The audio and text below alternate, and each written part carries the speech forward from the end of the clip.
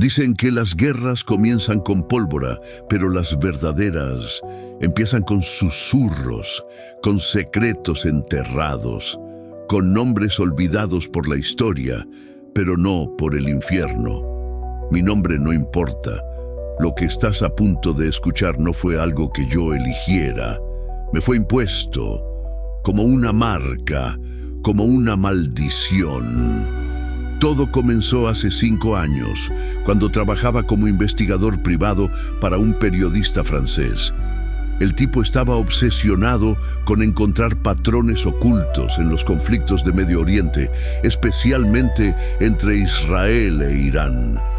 Decía que había algo espiritual detrás de todo eso, algo más antiguo que el Islam, más profundo que la política.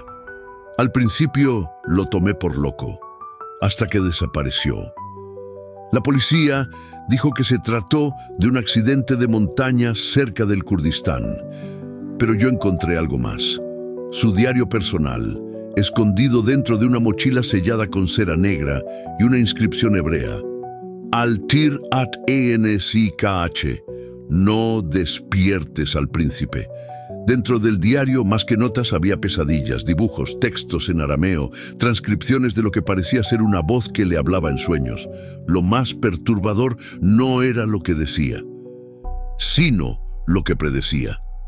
Ataques que luego ocurrieron, movimientos políticos que parecían locura y que terminaron siendo ciertos. Pero hubo una entrada que me marcó para siempre. El príncipe de Persia no murió. Fue confinado, sellado por un ángel en el corazón de Elam, donde ahora reina el régimen iraní. Él no necesita tronos, solo mentes débiles. Su nombre no es conocido entre los hombres, pero en los cielos Miguel aún lo vigila. Si despierta, Israel arderá. Pensé que era pura ficción apocalíptica, hasta que crucé los documentos con la Biblia, y allí estaba. Daniel 10:13. El príncipe del reino de Persia se me opuso durante 21 días, pero Miguel vino a ayudarme. No era un príncipe humano, era una potestad espiritual, un ser tan poderoso que ni siquiera un mensajero celestial podía vencerlo sin ayuda. Persia era su dominio, y Persia hoy es Irán. Eso lo cambió todo. Mi investigación pasó de las armas y tratados nucleares a los manuscritos del Mar Muerto, a antiguos rollos zoroastrianos, al Talmud babilónico, incluso a rituales chiitas. Y encontré un patrón, un eco en todas las fuentes. Una entidad antigua, adorada en secreto, asociada con fuego, juicio y destrucción del pueblo hebreo. El Corán no lo menciona, pero algunos místicos chiitas sí. Hablan de una figura que regresará con el imam oculto, un ser que traerá guerra santa, pero que no vendrá del cielo, sino del centro de la tierra, de los desiertos del antiguo Elam. ¿Casualidad? Yo no creo en las casualidades desde la noche que escuché su voz. Sí, su voz. Estaba en Teherán. Asistí a una conferencia secreta sobre religiones comparadas. Una figura encapuchada, sin nombre, mostró un antiguo mapa astral tallado en obsidiana. Dijo en un tono grave: hay un rey en el este. No fue vencido, solo atado. Y cuando Jerusalén tiemble, será desatado. Él caminará otra vez sobre polvo persa y su aliento será fuego. Esa noche soñé con una cúpula dorada derrumbándose. Soñé con el mar rojo volviéndose negro, y soñé con una sombra alzándose sobre Jerusalén, con ojos como carbón ardiente, y su voz era real. Desde entonces, cada vez que Irán lanza una amenaza contra Israel, siento un escalofrío que no es político, es profético. Siento que el mismo ser que resistió al ángel en los días de Daniel, ahora camina entre los líderes del régimen. No los posee, los inspira, y lo hace con paciencia milenaria, porque para él el tiempo no es un límite, es un arma. No me pidas pruebas, no me pidas lógica, solo escucha. Lo que se esconde en Irán no es simplemente ideología extremista o ambición nuclear, es un espíritu, un príncipe, una entidad antigua, violenta, paciente y determinada a completar un único objetivo: borrar a Israel de la faz de la tierra. Y lo que nadie ve es que esa guerra ya comenzó, no con bombas, sino con sueños. Los libros no siempre contienen conocimiento. Algunos contienen advertencias, otros maldiciones. Pero hay algunos que ni siquiera deberían existir, y uno de ellos está escrito con fuego invisible. Después de mis investigaciones en Irán, regresé a Europa con más preguntas que respuestas. Fui a Berlín, donde una sociedad académica mantenía una colección oculta de documentos religiosos antiguos, muchos de los cuales no están digitalizados ni catalogados. Fue allí donde conocí al profesor Emil Rosenfeld, un experto en textos apócrifos y manuscritos extrabíblicos. Al mencionarle el príncipe de Persia, su rostro cambió, no de escepticismo, sino de miedo. «Hay un texto que podría interesarte», me dijo, «pero no lo leerás, te leerá a ti». Me condujo a una cámara subterránea protegida por escáneres biométricos. Allí, sobre una base de mármol negro, reposaba un rollo cubierto por una caja de plomo, sellada con símbolos que reconocí al instante. Lenguaje angelical en escritura enoquiana. El manuscrito no tenía título, solo un signo tallado al frente, el mismo que había visto en mis sueños. Una figura con alas abiertas y 3 ojos. Uno de esos ojos estaba cerrado. Lo abrí con guantes y entonces lo supe. Ese texto no había sido escrito por manos humanas. Las letras fluían como llamas congeladas. El idioma, una mezcla de arameo, acadio y hebreo antiguo. El contenido, devastador. Era una especie de crónica celeste. Contaba la historia de 3 príncipes caídos que fueron asignados para controlar regiones del mundo. Sarparas, príncipe de Persia; Sargrecia, príncipe del espíritu helenista; y un tercero sin nombre, que había sido desterrado antes del diluvio. Según el manuscrito, Sarparas fue el más difícil de vencer. Su intelecto superaba al de otros ángeles caídos. No buscaba adoración, sino cumplimiento profético. Él sabía que Dios había elegido a Israel. Y desde entonces hizo su único propósito impedir que esa elección diera fruto. Los imperios que cayeron sobre Israel, Babilonia, Asiria, Grecia, Roma, todos, según este texto, fueron inspirados por estos príncipes caídos.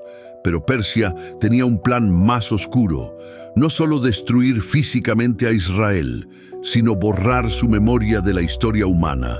El texto hablaba de un ritual llamado Esh Haganus, el fuego oculto. Un fuego espiritual que debía ser almacenado en el vientre de la tierra, en un sitio exacto bajo la antigua ciudad de Susa, donde hoy se encuentra un complejo militar iraní subterráneo jamás registrado oficialmente. Allí, dice el manuscrito, Sarparas fue sellado por el arcángel Miguel durante los días de Ciro el Grande. Pero el sello no era eterno.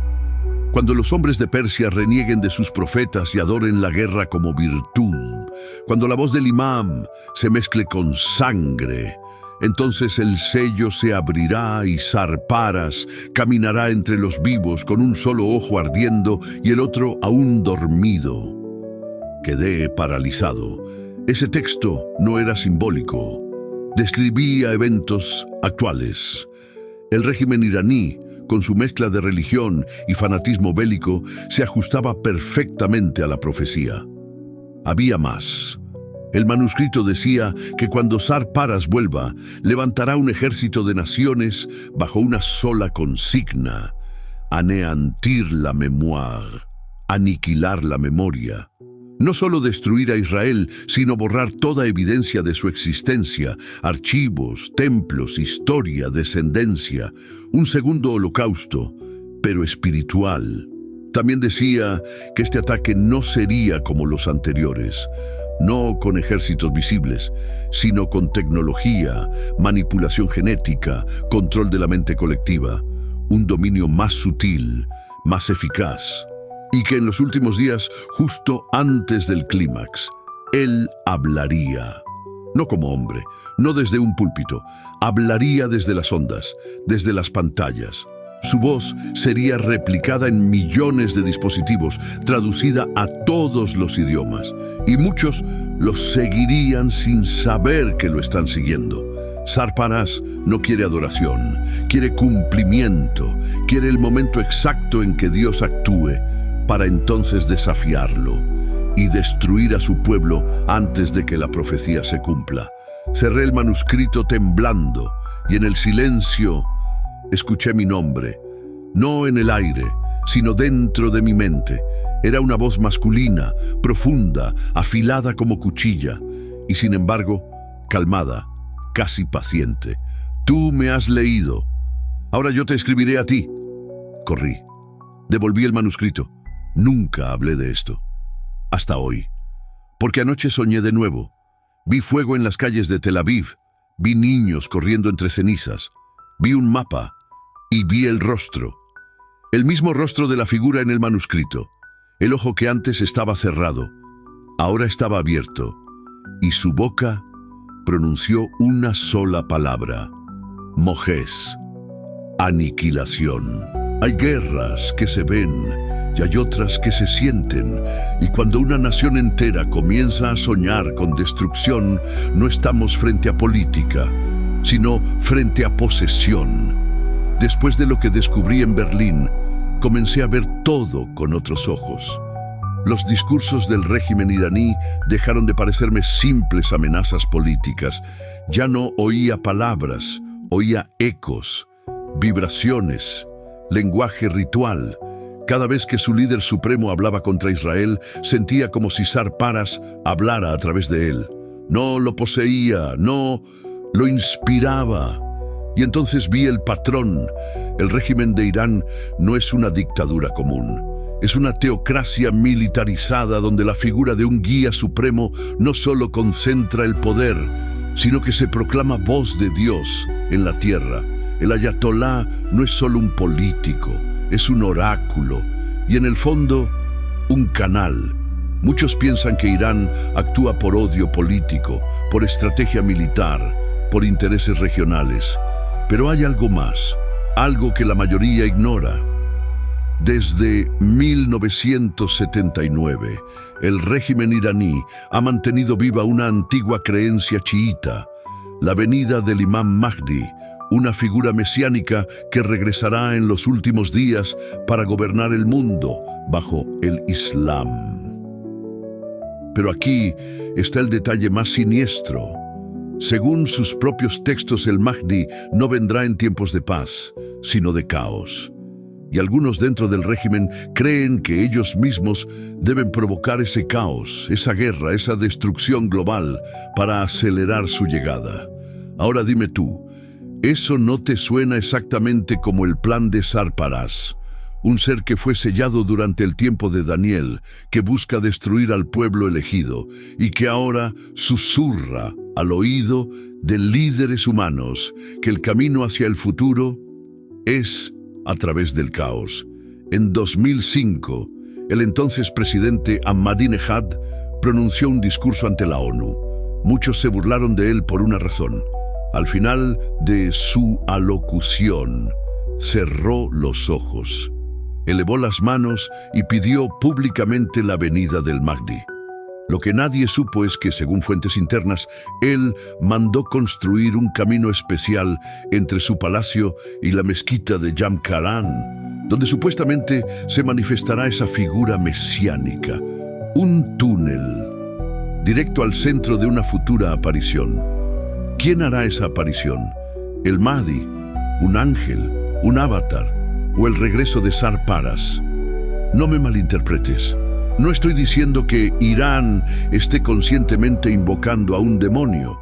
Estoy diciendo que todo su aparato ideológico, militar y espiritual ha sido moldeado cuidadosamente durante siglos para convertirse en un canal ideal para ese espíritu. Y entonces está su ejército invisible. ¿Sabías que Irán no solo entrena soldados, entrena profetas? En ciertas escuelas religiosas de Qom se adoctrinan jóvenes para convertirse en guerreros del fin de los tiempos. No usan rifles, usan palabras, sueños, visiones. Son enseñados a esperar una voz, una instrucción, una aparición. ¿Y si esa voz no proviene del cielo? En 2016, un archivo hackeado del cuerpo de la Guardia Revolucionaria Islámica reveló algo más perturbador. Un programa llamado Piedra Negra, centrado en tecnología de proyección cerebral y manipulación de conciencia colectiva. Una mezcla de inteligencia artificial, control neuronal y prácticas místicas, ciencia, pseudociencia, o la manera moderna en que Sarparas piensa poseer no solo líderes, sino poblaciones enteras. Las bombas no son su fin, son su carnada. El verdadero ataque es mental. Mira cómo Irán usa los medios, cómo patrocina contenido anti-israelí en varias partes del mundo, cómo infiltra universidades con profesores pro-palestinos financiados por ONGs con vínculos turbios. Y lo más inquietante, cómo logra seducir a las masas con una idea de justicia, que en realidad es odio disfrazado. Sarparas aprendió algo después de su derrota parcial. Si usaba miedo, lo rechazarían. Pero si usaba compasión, falsa misericordia, justicia retorcida, entonces podría engañar incluso a los más piadosos, porque Sarparas no ataca con fuego, ataca con ideas. Y esas ideas ya han llegado lejos, demasiado lejos. Incluso en Occidente hay quienes ven a Israel como el agresor y a Irán como la víctima, sin saber que detrás de esa narrativa se esconde una voz que no pertenece a esta tierra, la misma voz que resistió al ángel de Dios, la misma voz que susurró al oído de Hamán en los días de Esther, la misma voz que ahora, en nuestros días, prepara el camino para una alianza de naciones, una que vendrá desde el norte, el sur y el este, una coalición profetizada en Ezequiel 38, una guerra que no será simplemente geopolítica, sino espiritual. Y si Irán es el trono, entonces Sarparas ya no está sellado, está sentado y sonríe. Las profecías no son advertencias, son relojes, y muchos ya han comenzado a marcar la hora final. Después de todo lo que vi, todo lo que escuché, había una última puerta que aún me negaba a cruzar, la puerta de las profecías. No las del cine, no las del sensacionalismo moderno. Me refiero a las verdaderas, las que llevan siglos escritas en textos que no envejecen, que no se equivocan, y que solo se entienden cuando el tiempo correcto llega.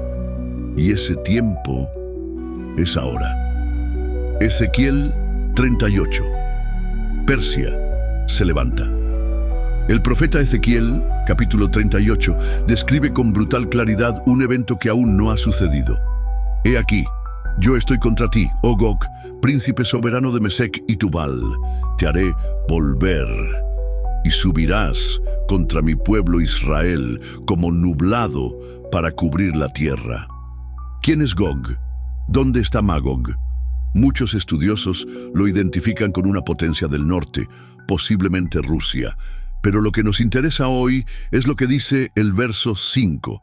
Persia, Cus y Fut con ellos. Persia es Irán. Cientos de años antes de que Irán existiera como Estado moderno, ya estaba profetizado como parte de una coalición militar y espiritual que vendría contra Israel en los últimos días. Y ahora, por primera vez en la historia, Irán tiene poder político. alianzas militares con Rusia y Turquía, odio religioso, tecnología nuclear, fanatismo mesiánico, todo en perfecta alineación con lo que Ezequiel vio. No es coincidencia, es cumplimiento. Daniel 10, el príncipe de Persia. Regresamos al texto que lo inició todo. El príncipe del reino de Persia se me opuso 21 días. Este ser espiritual, Sarparas, no desapareció, solo fue contenido. Y Daniel 10 nos dice algo más importante. El conflicto no era humano, sino celestial. Mientras Daniel ayunaba y oraba, una guerra ocurría en el cielo. Un mensajero de Dios fue interceptado. Y solo Miguel, el gran príncipe, pudo liberar el paso. Ahora escucha con atención. Si en aquel tiempo un solo demonio podía frenar la respuesta celestial por 21 días, ¿qué puede hacer ahora que ha sido liberado? Y si su plan es más grande que destruir a Israel, y si quiere provocar la guerra final antes del tiempo. Apocalipsis 20 y el eco de Magog. Ahora vamos al último libro, Apocalipsis 27 a 9. Cuando los 1000 años se cumplan, Satanás será suelto de su prisión y saldrá a engañar a las naciones que están en los 4 ángulos de la tierra, a Gog y a Magog, a fin de reunirlos para la batalla. Aquí no se menciona a Persia directamente, pero la estructura es la misma. Una coalición, un líder espiritual, una guerra total contra el pueblo de Dios. Este no es un ataque militar cualquiera, es un levantamiento satánico, y Sarparas es una de las piezas maestras, un rey demoníaco que ha usado siglos de historia para preparar un solo movimiento, una alianza entre naciones y entidades espirituales para desafiar a Dios mismo.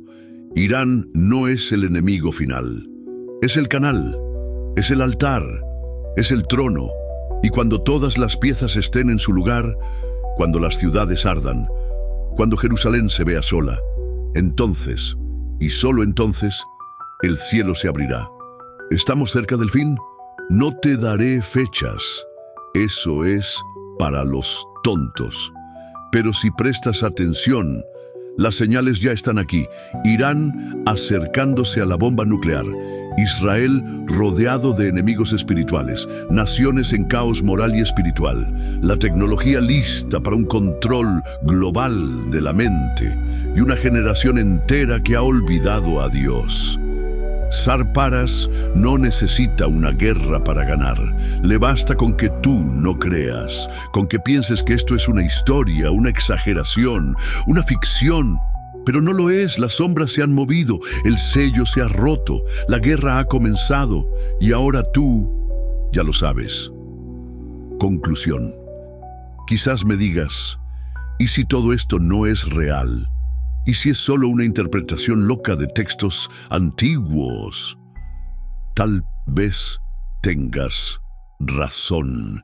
Tal vez todo esto no sea más que un cuento para asustar, una historia bien contada, una voz más entre tantas. Pero dime esto, ¿por qué entonces desde que comenzaste a escucharme has sentido ese escalofrío detrás de la nuca? ¿Por qué has mirado tu celular más de una vez, como si alguien te vigilara? ¿Por qué, en lo profundo de tu alma, algo dentro de ti te dice que esto no es ficción? Yo no busco convencerte.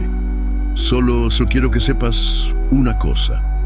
El príncipe de Irán ha despertado y ya no se oculta. Su guerra no es con ejércitos, es contigo. Y la única pregunta que importa ahora es, ¿de qué lado estás cuando el cielo se abra y el príncipe marche?